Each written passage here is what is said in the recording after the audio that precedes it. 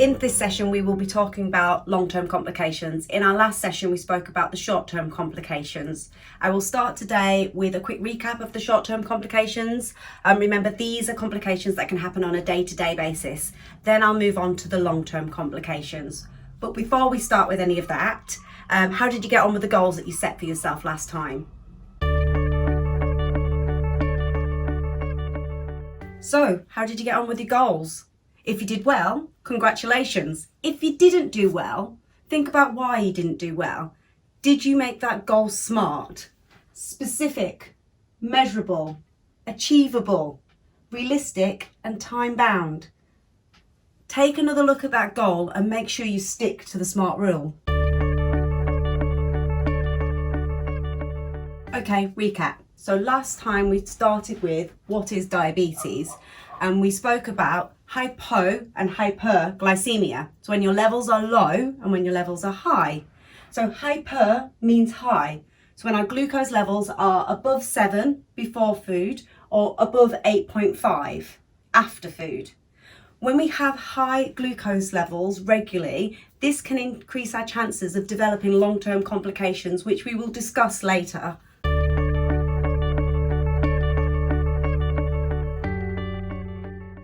Reasons we might be high are eating too much carbohydrate with our food, being ill, not being as active as we normally are, forgetting to take our diabetes medication, also not being prescribed a sufficient dose of diabetes medication, not sleeping very well is another reason, and also our stress and our hormones are reasons why our levels might be high. So what are the signs and the symptoms to show you that you are high?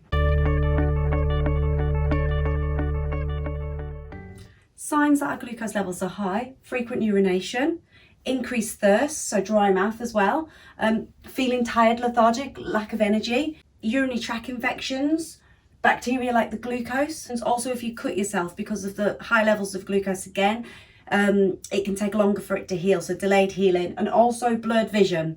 So you may get blurred vision. So these are all signs and symptoms that you might have high glucose levels.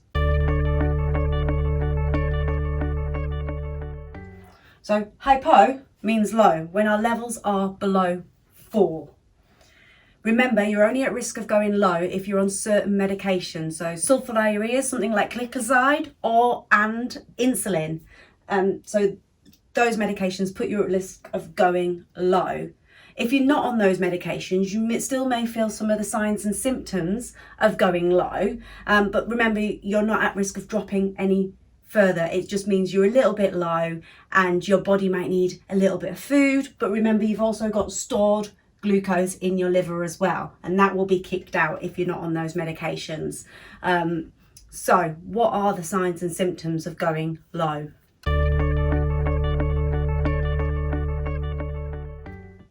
Some of the signs for being low are shaky, sweaty, confusion, headaches, being irritable, being hungry, slurred speech, bad temper. Those are just some of the signs. Remember, we're all individual, so some of our signs will be slightly different.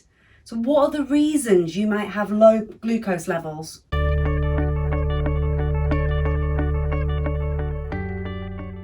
Reasons that you might be low are skipping a meal, delaying a meal, being more active than you normally are, taking too much diabetes medication, drinking alcohol on an empty stomach, and also the hot weather. So remember, if you are having a hypo and you experience some of these symptoms, check with a meter first to make sure you're definitely having a hypo. If you don't have your meter on you, then please treat for a hypo. Look over the steps in your handbook. Okay, remember, you need to take quick releasing carbohydrates first and then move on to slow releasing, but please do look in the handbook again for the steps to go through that. So next we are going to talk about long-term complications. So I'm going to move on to long-term complications. You look over the steps in your book while I get the boards ready for you. So we've got the board up.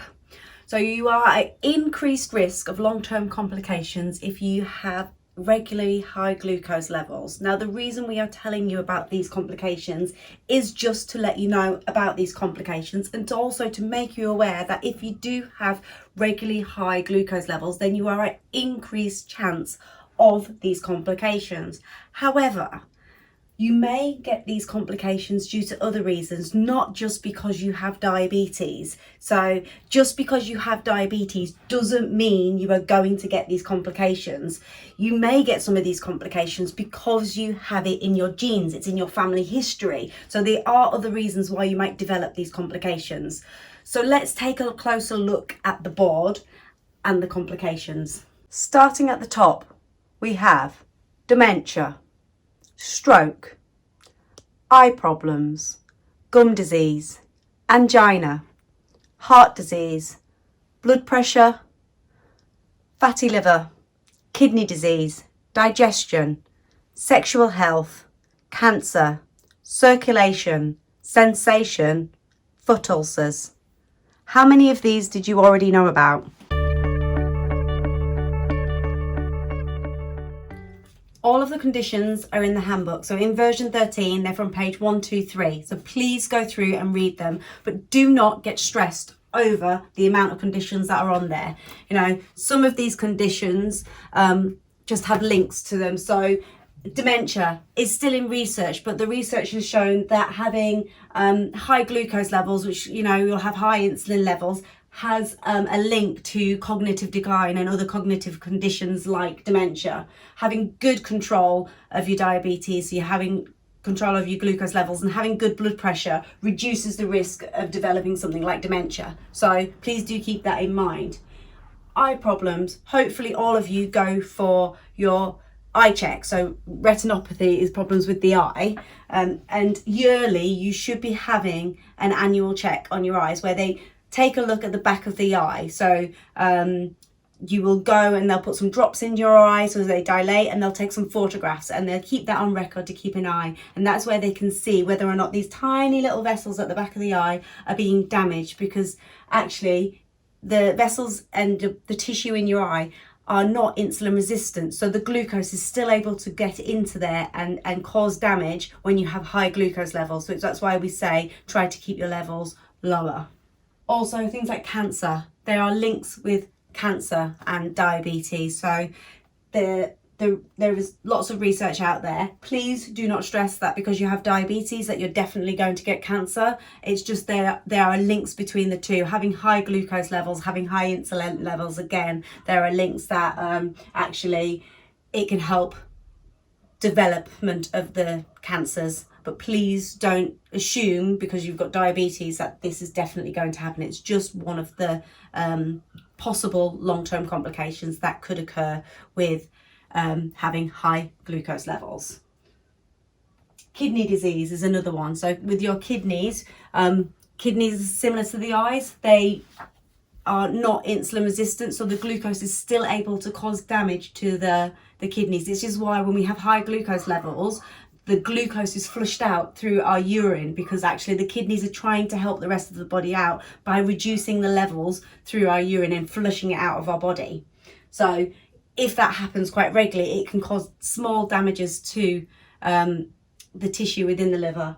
And it can cause kidney damage, which we would like to try to avoid.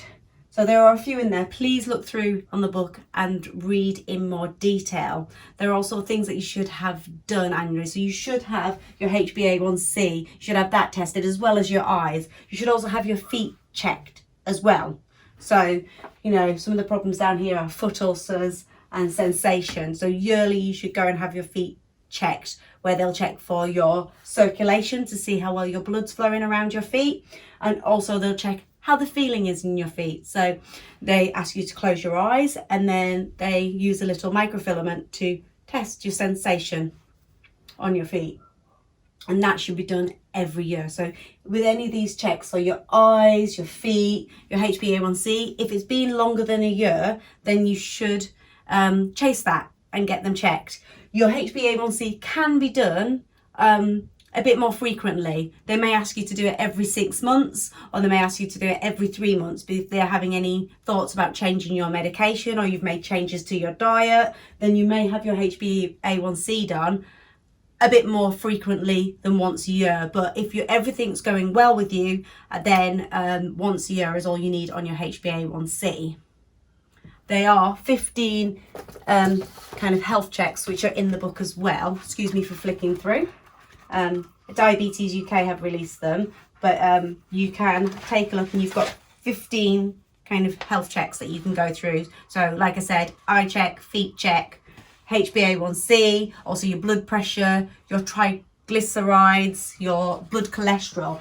So with all of these complications, to reduce your risk, the things to keep an eye on is your HbA1c. Have you got good control of your glucose levels? Your blood pressure. Is your blood pressure under good control? Because if we have high blood pressure as well, that will increase the chances of these complications. Also, your cholesterol. Is your cholesterol under control?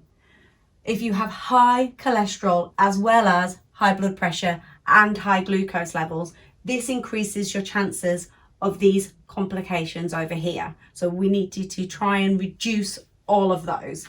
And there are 7 lifestyle factors that will help you to live a healthy lifestyle, and also to reduce the risk of these complications in the future.